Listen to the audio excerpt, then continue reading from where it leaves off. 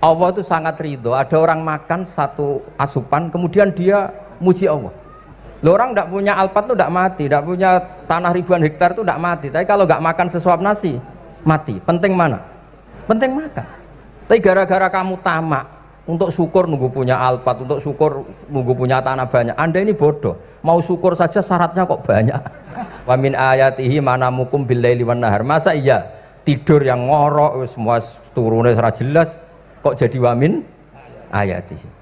Tanyakan ahli medis, sistem tubuh kita kalau nggak tidur tuh kayak apa rusaknya. Dan toat pas-pasan ini satu-satunya solusi yo turu. Bengi ngempet kepen delok dangdut, delok dugem. Barang turu jebule esuk wis bar, alhamdulillah. Cara melek iman kamu seberapa? Tarikan-tarikan maksiat posisi kamu terjaga bisa kalah kan? Tapi kalau tidur sukses kan tarkul maksinya. Nah, karena tidur itu sukses menghilangkan maksiat disebut wa min ayatihi manamukum billaili wan nahar. Sampai Imam Ghazali ngendikan di makalah itu, sehingga nanti ibadahnya umat ini di akhir zaman an-naumu, ibadah terbaiknya itu tidur. Nah, sehingga ya itu tadi sudut pandang.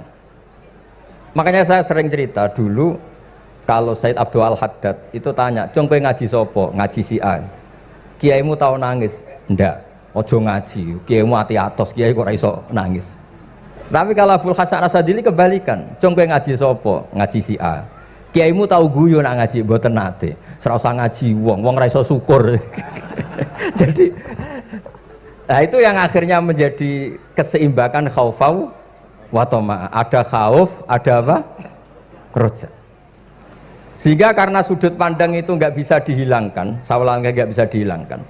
Ini yang sering diceritakan Ki Said, kakaknya ini. Dulu Muhammad bin Hasan Asy-Syaibani, Imam Syafi'i itu lama sekali beliau jadi ulama top yang suka fikir. Dianggap fikir itu aman, ngeringankan hisab. Nggak jenengan fikir yang dihisab malaikat apanya kan? Kan nggak bisa ngisab jenengan. Apa saja tidak punya, punyanya problem. Nah, setelah ngaji sama Imam Malik, Imam Syafi'i tanya, yang ilmunya setingkat jenengan siapa? Kata Imam Malik, sebetulnya Abu Hanifah, tapi orangnya sudah meninggal, tapi ada muridnya namanya Muhammad bin Hasan Asy-Syaibani. Kamu ke sana dari Madinah ke Irak, dulu tempatnya di Baghdad. Setelah di Irak, Muhammad bin Hasan Asy-Syaibani itu kalau ngitung uang tuh di meja, emasnya tuh banyak, uangnya banyak, dihitung di meja. Malah kaget, saya ini gedeng kiai kedunyan, ini ketemu kiai kedunyan. Enggak, karena Muhammad bin Hasan Asy-Syaibani itu wali, kamu tanya, kamu heran ya ada kiai kaya? Iya. Ya sudah, kekayaan ini kasihkan orang fasik biar dipakai demenan, dipakai mabuk, dipakai ini. Terus ya jangan, kalau kena orang fasik bahaya, jenengan saja. Semenjak itu Imam Syafi'i mulai rodok seneng duit. Jadi ada ceritanya kok diangen-angen, nah terus keterusan umatnya kayak gini-gini itu. Jadi ini cerita nopo istihad, apa cerita nopo istihad. Sama pangkat juga sama. Gue seneng nak orang soleh-soleh tidak ikut ngurus negara ini, mau dikemanakan negara ini. Tapi ada yang berpikir, gue seneng nak orang soleh terkontaminasi. Ya sudah monggo, sing serapayu jabat, nggih berpikir zuhud. Sing payu yo berpikir politik. Yang penting semuanya itu berdasar ilmu. Yang penting itu semuanya berdasar apa? Ilmu. Karena ilmu ini basis yang paling diridani Allah Subhanahu wa ta'ala. Masyhur itu di Ihya sering diceritakan Imam Ghazali, ana alim uhibbu kulla alim. Kata Allah, saya ini alim dan sangat mencintai orang alim. Karena orang alim ini yang tahu perspektif. Orang yang enggak, yang ngiranya, saya ulang lagi, yang ngiranya itu enggak ilmiah. Di depan orang alim itu sangat-sangat apa? Ilmiah. Yaitu tadi misalnya ada ayat wa min ayatihi manamukum billaili wan nahar. Masa iya tidur yang ngorok semua turunnya secara jelas kok jadi wamin ayatihi. Tanyakan ahli medis, sistem tubuh kita kalau nggak tidur tuh kayak apa rusaknya. Dan toat pas-pasan ini satu-satunya solusi yo turu. Bengi ngempet kepen delok dangdut, delok dugem. Barang turu jebule esuk wis bar, alhamdulillah. Cara melek iman kamu seberapa? Tarikan-tarikan maksiat posisi kamu terjaga bisa kalah kan? Tapi kalau tidur sukses kan tarkul maksinya. Nah, karena tidur itu sukses menghilangkan maksiat disebut wa min ayatihi manamukum billaili wan nahar. Sampai Imam Ghazali ngendikan di makalah itu, sehingga nanti ibadahnya umat ini di akhir zaman an-naumu, ibadah terbaiknya itu tidur. Nah niku mulane maksud kula ngeten lho.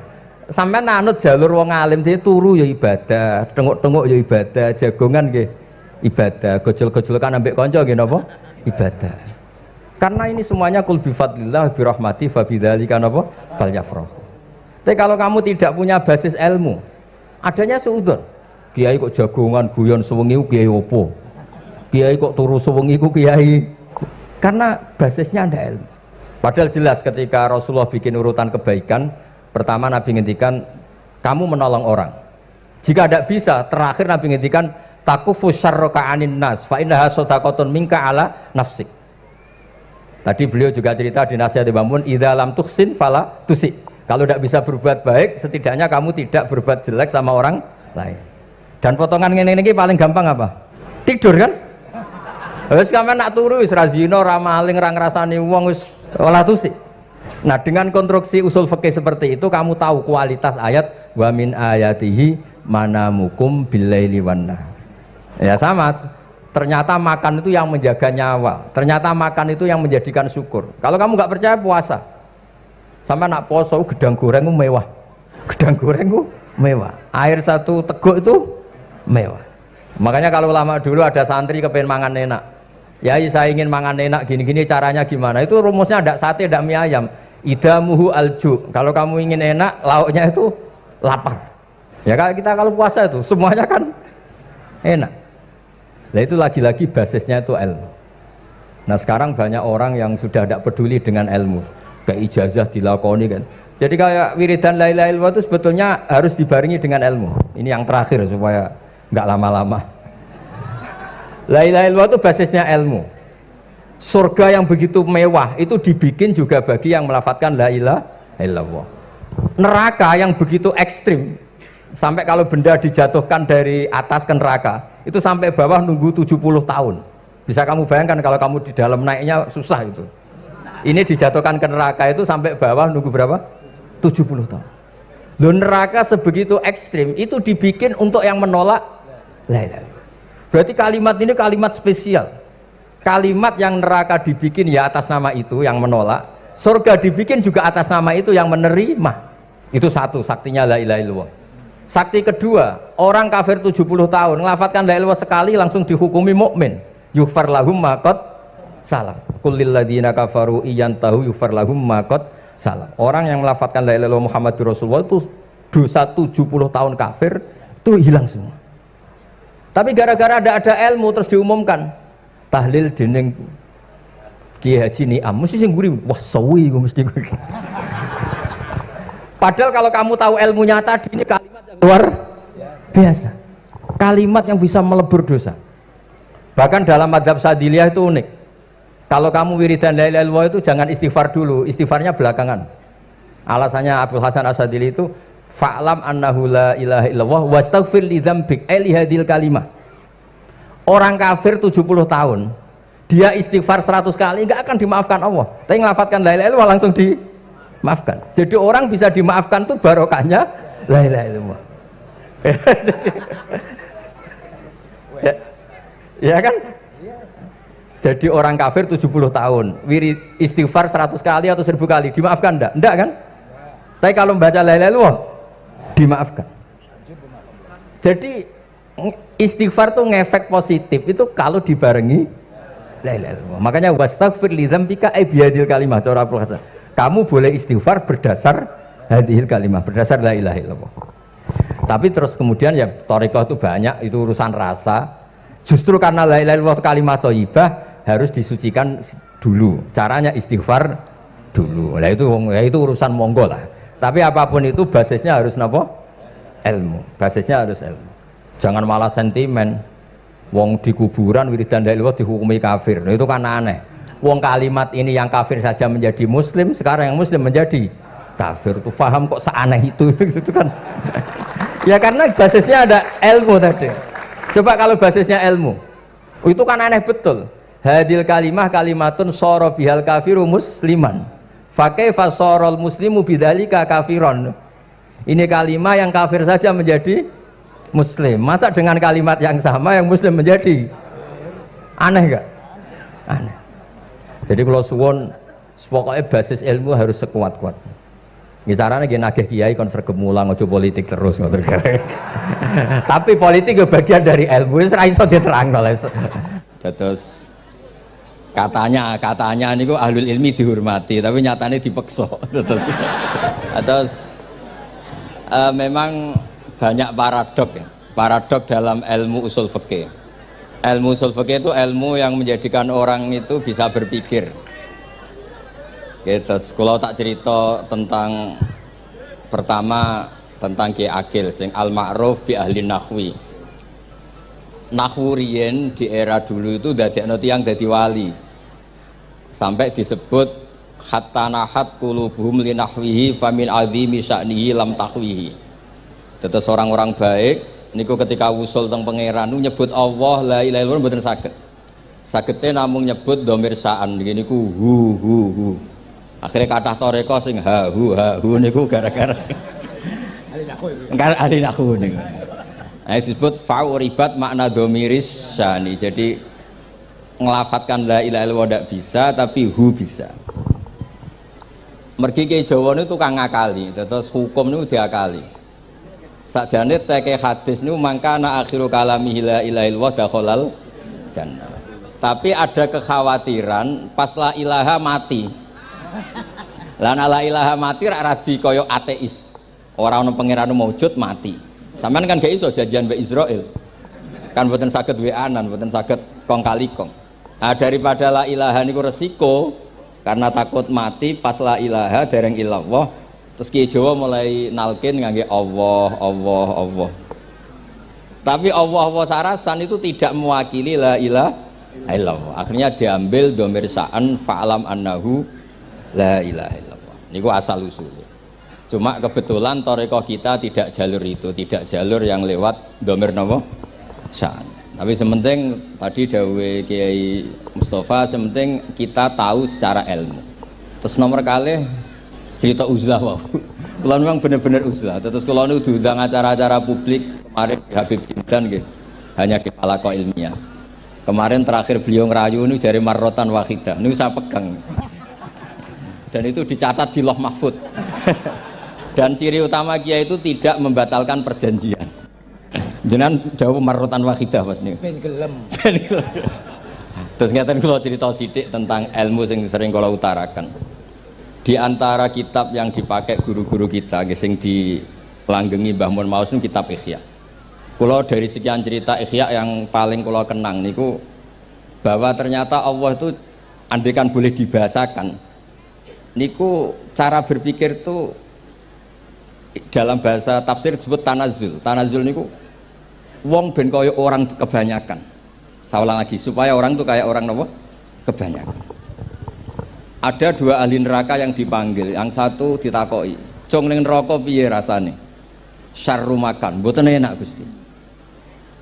Terus mbek pangeran diken balik, "Ya wis kono cung mlayu balik nang neraka." Niku tiange lari kencang, sekencang-kencangnya. Semangatnya seneng ambek kon balik ning neraka. Ditakoki mbek pangeran, "Lho cung kon mara neraka kok seneng?" "Kula nu pun kapok Gusti, kula nu nyesal ketika di dunia nak jenengan utus niku lelat-lelet. Niki kula tobat dengan bukti dikan jenengan teng neraka kula mlayu." Lho nu pangeran akhirnya haru, wong kok semangate mlebu neraka kaya ngono. Mergo diperintah pangeran. Ya terus niki ijazah jenengan akan mlebu neraka jenengan sing semangat nggih. Karena zaman ning donya sering diperintah Allah mboten napa? Semangat. Lah niku kemungkinane dibarno, kemungkinane dipanggil. Lah yang itu terus dipanggil oleh Allah. Ya wis kaya wong apik, tak kongkon nurut tenan, semangat tenan, terus diken mlebu swarga. Nah niki ijazah pertama nggih. Dinaken mlebu neraka sing napa? Semangat. Sing kedua niku dipanggil niku plengakan lelat-lelet. Kados kula diutus Gus Mus niki nelpon. Nelpon kula mboten purun akhirnya ning Bika jare matur Gus Subak. Turuti aku diamuk Bika jare Bapak. Terus niki melibatkan sekian pihak untuk memaksa saya datang ke mriki. Aduh, repot wong sawang kempek niku. Repot nyen repot. Mugi-mugi di sepuro ngoten. Yang kedua niku diken mlebu neraka malih ku lelat-lelet, ndelok pangeran mboten semangat. Ditakoki mbek pangeran. "Kenapa kamu tidak semangat?" "Saya itu tidak pernah ngira jenengan yang baik sudah masukkan saya ke surga, kemudian jenengan nyuruh lagi saya ke neraka. Saya tidak pernah mengira engkau itu seperti itu. Terus Allah nggih, ana indadzoni abdibi. Ya wis ra apa-apa, swarga ya swarga. Ini dua ijazah untuk sampean supaya bisa masuk napa? Swarga. Terus kita tidak pernah tahu napa Gustofa ngundang kula nyenengno wong akeh ganjaran, napa meksa wong alim dosa, mboten ngerti kula carane. Karena dalam ilmu usul fikih, kembali ke usul fikih, kula nu gak ada khazanah kathah tentang debate pangeran kalian nabi ini. Kathah, mboten satu dua contoh di beberapa kitab tafsir. Suatu saat kula sering cerita niki, suatu saat Khalilur Rahman Ibrahim itu kedatangan Israel. Kamu mau apa? Mau matikan jenengan? Kata Nabi Ibrahim, harro'aital khalil yumitu khalilah. Mosok aku kekasih pangeran dipateni, mosok orang yang dicintai membunuh yang dicintai, orang yang mencintai seseorang kemudian membunuh yang dicintai. Tidak ada itu. Akhirnya Israel matur teng pangeran. Cara politiknya ngeten, wau sing cara lagi seneng ngendikan politik. Wani kiai lengser jare beliau. Ono. Nah kula niku ahli tauhid wis pancen kodok kodare ngoten mawon, mboten berpikir ruwet-ruwet. Terus Israel kan mboten biasa logika, kayak kan malaikat itu SOP kan, mboten biasa logika. Akhirnya matur tu pangeran, kata Ibrahim, masa kekasih bunuh yang dikasih, masa yang mencintai bunuh yang dicintai. Tapi Ibrahim baru sadar ngadepi pangeran gitu, lebih pinter. Kan ketika Allah fakullahu, katakan ke Ibrahim, harlo aital khalil yakrohu ayal ko khalilah. Mosok jari seneng aku kok ketemu aku rawani. Jari seneng kok rawani ketemu. Lah niki sampean angepin mati, monggo ngangge ilmu sing niki. Wong jari seneng pangeran kok rawani ketemu pangeran. Jeneng, seneng ketemu. Ibrahim seneng sakit. Yo mati saiki ora apa-apa mati saiki. Terus kedua niki cerita karena ini pondok ilmu. Orang harus biasa pakai logika usul fikih. Politik juga gitu. Nak kiai politik rawan kena syubhat. Tapi nak wong soleh ra oleh politik, kowe ridho dipimpin wong fasik-fasik kabeh. Ya, mboten ngerti, mbok sing bener dis pokoke ngoten. Yes, itu memang logika usul napa? Fikih. Logika usul napa? Fikih. Ketika Nabi Adam badhe didamel, niku materinya saking bumi. Pertama sing diutus Jibril. Jibril ambekan qabdatan minal ardi, segenggam bumi. Saya mau bikin Adam, materinya dari bumi. Setelah datang ke bumi mau ngambil ista'adzat billah. Maksudnya ista'adzat billah, a'udzu billahi minka, saya berlindung Allah dari kamu. Antasinani. Kalau ngarepe Gustofa dari ahli nahwu terus kula niki tak goleki tenan pancen syanahu muta'addi bi nafsi. Mungkin nak dibuli ku antusinani kok panjang nanti cerita. Saya tidak ingin bagian dari saya diambil, kok aku bolong. Itu coro bumi itu sudah masalah. Terus akhirnya Jibril kembali, ya Allah dia berlindung kepada engkau maka saya lindungi. Allah membenarkan Jibril, Mikail juga sama. Tapi ketika Israel, ini Israel itu masalah memang. Ketika disuruh ngambil bumi, buminya ista'adat billah, tetap diambil. A'udzu billahi minka antasinani, saya berlindung Allah supaya kamu tidak melukai saya, mencidrai saya dengan mengambil bagian dari saya. Kata Israel, wa a'udzu billah alla unaffidhu amroh. Saya juga a'udzu billah diperintah Allah kok tidak kasil. Kudu kasil.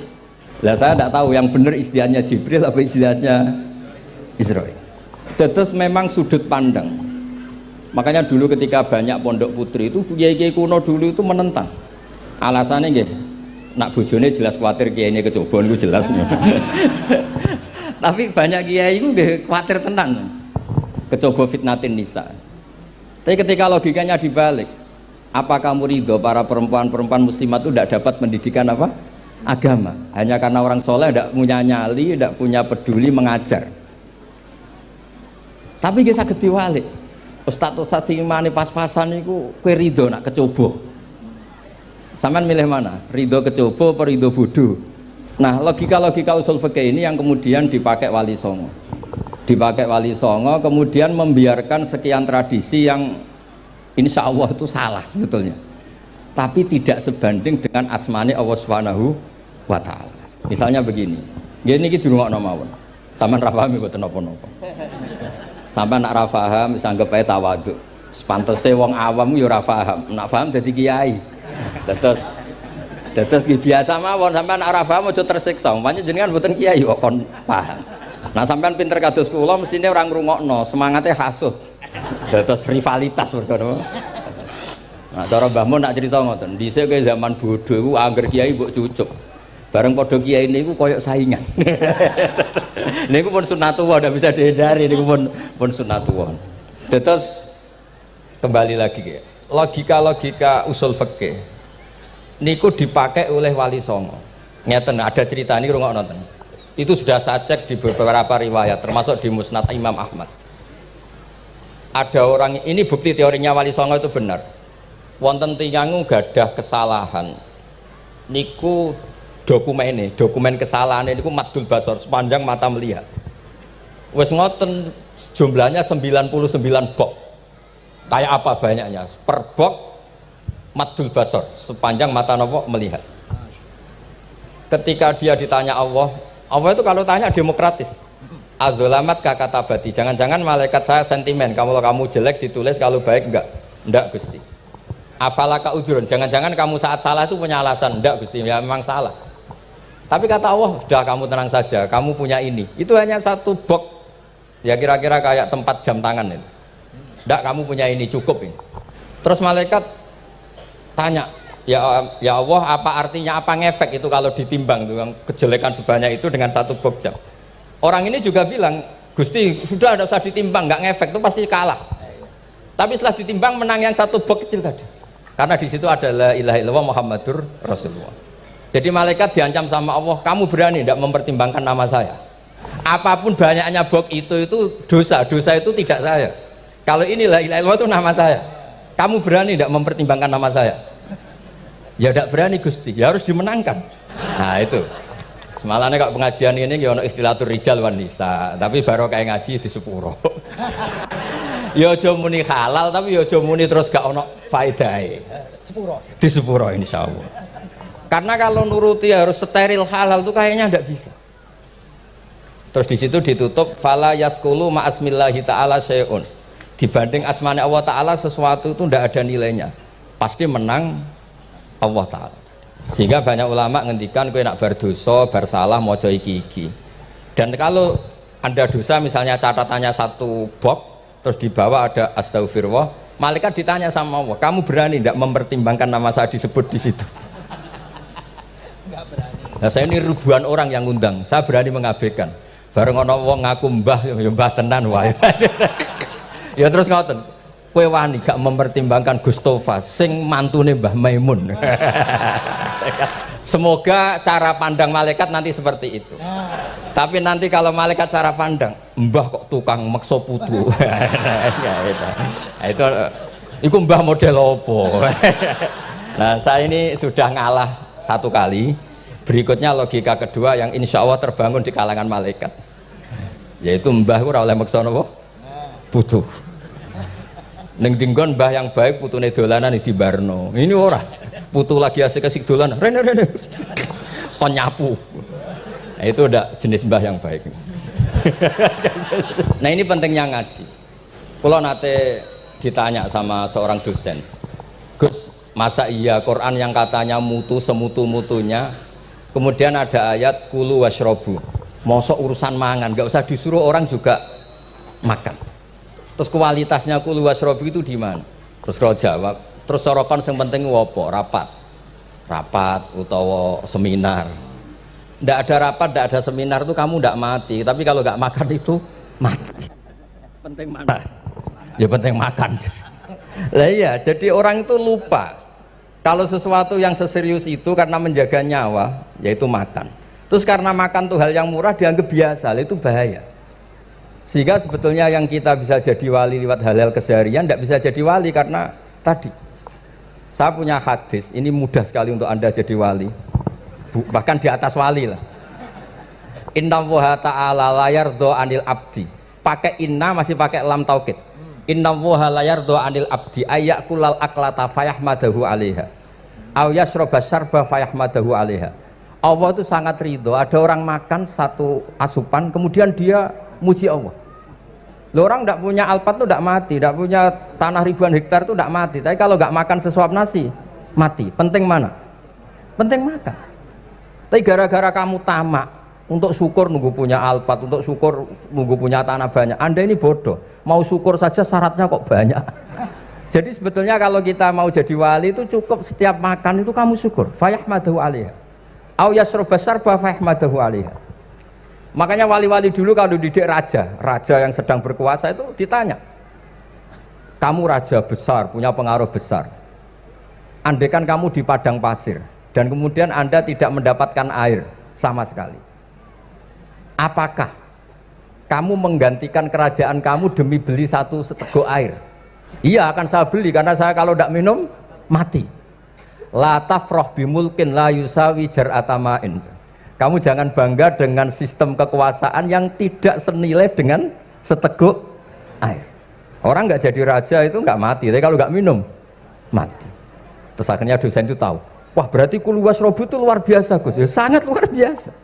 Makan dan minum itu luar biasa.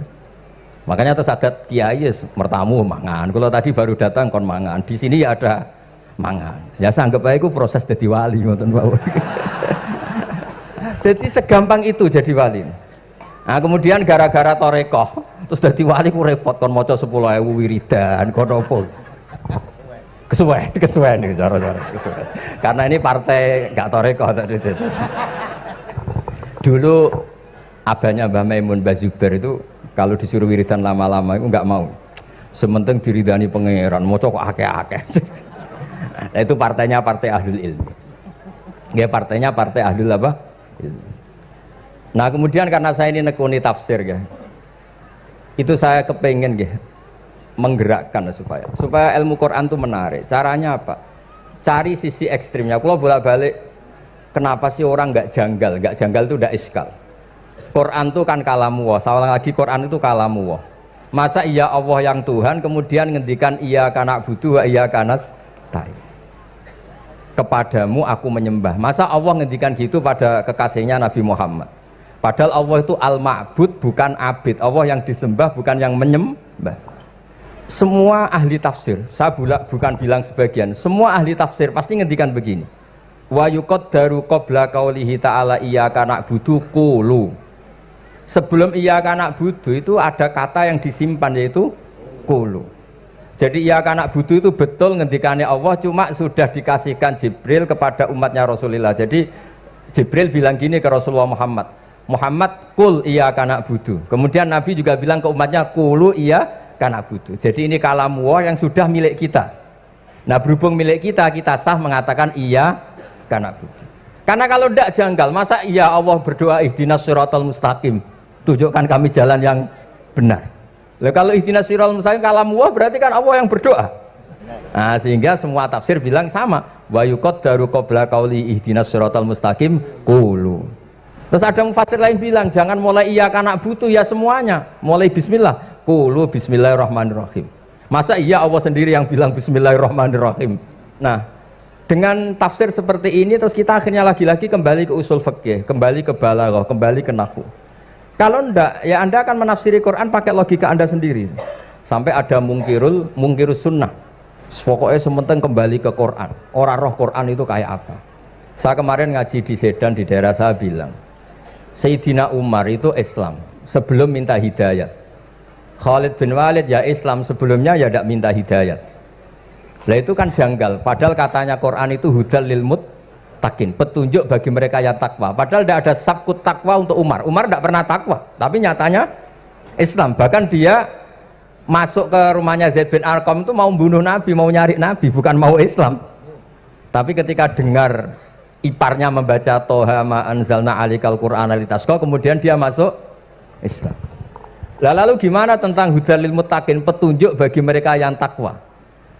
Banyak ulama yang mengatakan lil muttaqin itu balaghahnya lil iktifa, lil muttaqina wa ghairihim.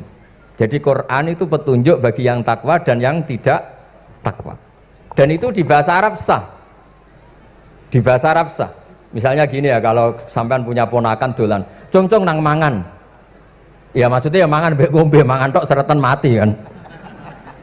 Itu kan satu paket. Sarobila taqikumul harra wal barda. Pakaian yang melindungi dari panas, di situ nggak disebut wal barda, tapi artinya juga wal barda. Karena kalau tidak diartikan lil iktifa, nanti Quran itu memberi petunjuk bagi yang sudah mutakin. Corong doang nguyai segoro, wis takwa kok. Nah ini kita butuh ahli tafsir yang al-usuli. Karena itu yang menjadikan Quran punya kualitas lagi. Seolah lagi punya kualitas lagi. Kalau ndak, Quran tuh kayak biasa-biasa saja, kayak tadi kulu wasrobu kayak dan seterusnya dan seterusnya. Jadi kalau suwun barokahnya hormat sama orang alim kados Ki Akil, Ki Siras dan tenaga keluarga mriki. Orang menghidupkan logika ilmu lagi. Jadi kalau seneng lah nak dalam Gusmus ahli ilmu boten krono niat fakir boten. Biar sampean ngerti lah kalau ngadepi ahlul ilmi itu pun boten level. Ahlul ilmi itu kalau punya logika itu tidak bisa dibantah. Saya beri contoh sekian contoh yang nyata yang diajarkan Rasulullah SAW. Nabi itu pernah mau dipermalukan orang karena Nabi ngendikan la adwa wala tiarata, tidak ada penyakit menular. Terus ada orang iseng kok onta yang kena kudisen itu dijejerkan yang waras ikut kena kudisen. Terus orang ini tanya, ya Rasulullah ini tadi sehat, tapi kena onta yang kudisen ikut kudisen. Nabi tanya lagi, faman a'dal awal, yang kudisen pertama ketularan siapa? Wah itu dari Allah ya, maksud saya seperti itu. Terus kalau suwun lah ngaji usul fikih yang serius, karena itu menjadikan kita bermartabat. Kulo niku sering lepas jenazah tangga-tangga kulo, nggih penggene delok TV, nak bengi nggih ngelamun, ngayal sugih, kadang yo ngapalo tikus sing liwat dhuwure, saking ora ana penggawean. Tapi kulo nang lepas jenazah ini orang baik. Sampai bojone protes, "HP opo lho Gus, angger bengi ku mau ngelamun, ngitung tikus liwat, ngitung apa." Terus kulo matur, ngitunge aja ngono, ngitunge tarokal ma'asiyah. Wong ning omah itu artinya tidak dugem, tidak melakoni maksiat. Itulah yang menjadikan usul fikih itu ilmu yang sangat terhormat. Coba kalau Anda jadi pakar usul fikih kayak saya, mengkaji betul usul fikih. Orang tidur semalaman jangan bahasakan tarokat tahajud, wa tarokal witro, wa taroka qiyamal lail. Tapi bahasakan taroka zina, wa tarokal ghibah, wa taroka kada wa kada minal ma'asi. Keren buatan? Keren. Kalau kamu udah ahli usul fikih maka kiai kok amen turu, kiai kok guyon suwengi. Lho kiai guyon suwengi itu melawan, kiai itu ustaz juga manusia, karepe bengi iku ya kepen nonton. Tapi kan mboten pantes. Akhirnya korbane santri ini dijak guyon gak jelas. Lah apel ning rodo ya ora pantes. Nglawan nafsu iku berat, carane ya dilalek-lalekno guyon iku. Lah muga-muga malaikat kabeh ahli usul fikih nganggep ngono iku perlawanan terhadap keinginan apa maksiat. Malaikat ngaji orang. Makanya itu disebut di kitab usul fikih Tanghubul Usul itu izma min mubahin illa wa yatahaqqaqu bihi tarku haramim ma. Fa'il zamu minas sukun tarkul qatli wa minas sukut tarkul hibah. Tidak ada sesuatu yang mubah kecuali saat Anda lakukan, saat itu juga Anda meninggalkan keharaman. Maka sebetulnya mubah ini punya nilai yang luar biasa, yaitu tarkul haram atau tarkul ma'asi. Jadi sawangane sampean nang omah kukar kukur, mlebu metu, kukar kukur meneh, mlebu metu, bariku turu angop ngorok. Nah, semoga malaikat ini al-usuli sehingga ngitung itu hadza tarokal ma'asiya kullaha. Hebat. Ini orang yang tinggal napa? Maksiat. Tapi nak malaikat itu jenis rada ekstrim. Alumni kempek suwengi ra tahajud ora witir ku alumni opo? Mulane kalau niku ngaji usul fikih terus supaya diperdengarkan ke malaikat. Supaya teorinya pakai usul napa? Fikih. Jadi kalau melihat kita melakukan mubah niku dihitung tarkul napa? Ma'as. Jadi ada terus orang-orang kafir itu cara berpikir aja'alal alihata ilaha wahida inna hadza lasyai'un ujab. Muhammad ya tentu mereka masih jangkar. Muhammad problem kita ini banyak. Kalau Tuhannya satu tidak cukup. Ada problem kredit macet, ada problem macam-macam kan. Utang piutang macam-macam. Kalau Tuhannya satu tidak cukup. Kita butuh Tuhan banyak karena problem kita banyak. Lalu Nabi mengajarkan mereka apa logika yang dibangun. Kalau kamu jadi buruh, kemudian majikan kamu banyak, semuanya merintahkan kamu bingung nggak? Ya bingung. Tuhan kamu itu majikan kamu, kalau banyak-banyak perintah semua kamu yang bingung. Ya sudah mat Tuhannya satu saja. Itu disebut darabawa masalah rojulan fihi syuraka umutasakisuna warojulan salamal lirrojul. Nah sekarang itu kita ini mulai kehilangan fatonahnya Rasulullah SAW. Nabi dulu itu kalau nerangkan ilmu Itu logikanya gampang sekali. Logika yang dibangun tuh gampang sekali. Ada orang cerita, ya Rasulullah, saya ini ada sekian anak saya, yang paling saya cintai satu. Apa saya boleh melebihkan yang paling saya sayangi dalam pemberian? Nabi jawabannya itu tidak langsung, jangan enggak. Apakah kamu berharap bahwa mereka semuanya baik ke kamu? Iya, semuanya saya ingin baik ke saya. Ya kalau gitu jangan. Kan tidak fair kita mengunggulkan yang satu, melebihkan yang satu, sementara kita berharap semuanya baik. Itu tidak fair, kata Nabi. Jadi dulu Nabi itu, terus ini yang cerita fikih. Dulu Ahlul Madinah itu mangga itu masih pentil sudah dijual. Pentil dijual harganya 2 juta. Masa iya pentil harganya 2 juta? Karena dengan asumsi sudah jadi mangga.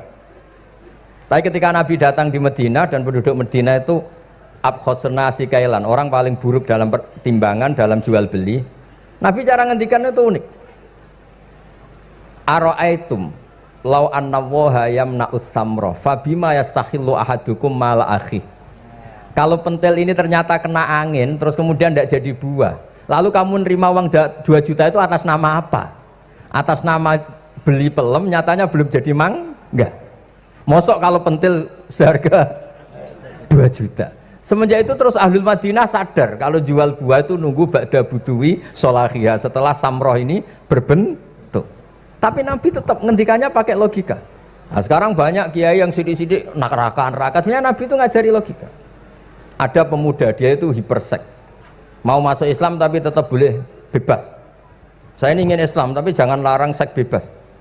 Wah, itu sahabat semuanya melarang ketemu Nabi karena ini ngawur betul, masa pamit Islam kok. Tapi setelah gaduh, Nabi tanya, kenapa gaduh? Ada pemuda mau masuk Islam tapi yasta'izinu fi zina, dia minta izin supaya tetap boleh zina. Kata Nabi, suruh saya ke sini. Setelah datang di depan Rasulullah, logika yang dibangun Nabi itu luar biasa. Atuhibbuhu li bintik. Kamu suka punya anak putri kemudian jadi demenannya orang laki-laki hidung belang? Ya enggak, saya bunuh orang itu. Andaikan itu ke ibu kamu, saya bunuh orang itu. Atuhibbuhu li bintik, atuhibbuhu li ummik, atuhibbuhu li ukhtik, atuhibbuhu li kholatik. Kamu suka punya anak putri yang jadi demenannya orang? Ya tidak suka ya Rasulullah. Kamu suka kalau punya ibu didemeni orang banyak? Ya tidak suka Nabi. Sampai otaknya itu yastakbihu zina, sehingga otaknya itu, wah zina itu buruk betul. Akhirnya ya Rasulullah sudah, saya mau se-Islam tanpa zina-zina. Karena logika yang dibangun Nabi itu luar biasa. Nabi pertama mengingatkan, atuhibbuhu li bintik, atuhibbuhu li ummik, atuhibbuhu li ukhtik, atuhibbuhu li kholatik. Sampai dia ini nggak bisa apa-apa. Sudah Nabi, sudah. Jadi logika ini yang harus kita waris. Lagi-lagi kembali yang bisa waris itu ahlul ilm. Sama itu kan kayak diskusinya Nabi Yahya dan Nabi Isa. Nabi Yahya itu suka berkawan orang-orang soleh. Setiap berkunjung di mana itu nyari yang orang-orang soleh. Ditanya kenapa kamu berkawan orang soleh? Ya berkawan orang soleh itu asik. Tapi kalau Nabi Isa enggak. Kalau ada desa-desa yang masih hitam, masih merah itu dikunjungi kemudian dibina. Ditanya sama Nabi Yahya, lima anda tanzilu ala syirarin nas, kok kamu kumpul orang-orang yang kayak gitu? Jawabnya beliau, innama ana tabibun udawil mardo. Di mana-mana Nabi itu ya dokter, di mana-mana dokter nyembuhkan yang sakit. Jadi dulu logika kebalikan itu dibangun, sehingga dulu ulama khilaf itu ikhtilaful a'immah apa? Rahmah. Masyhur itu. Saya sering cerita dan itu ada di kitab Khilyatul Auliya. Nabi Yahya itu lebih ceria. Nabi Isa itu agak sering cemburut. Atau kebalikannya, pokoknya yang satu tuh mali aro ka'abisan ka'annaka taqnatu mir rahmatillah. Kamu kok sering cemburut, seakan-akan rahmat Allah itu terbatas, wong kok ra iso syukur. Yang satu enggak jelek, mali aro ka dhahikan ka'annaka ta'manu mim makrillah. Kowe kok guya-guyu, kok is bebas kok neraka wae gitu. Ya ngoten mawon. Assalamualaikum warahmatullahi wabarakatuh. Ya, alhamdulillahirrabbilalamin. Terima kasih teman-teman, sedulur-sedulur semuanya telah menyimak ngaji bersama dengan Kiai Haji Bahuddin Nur Salim ini. Kita semua bareng-bareng semoga istiqomah ngaji bersama dengan Gus Bah ini ya teman-teman. Dan semoga ini menjadi ilmu yang manfaat dunia akhirat dan berkah-berkahi untuk kita semua. Sekali lagi terima kasih. Assalamualaikum warahmatullahi wabarakatuh.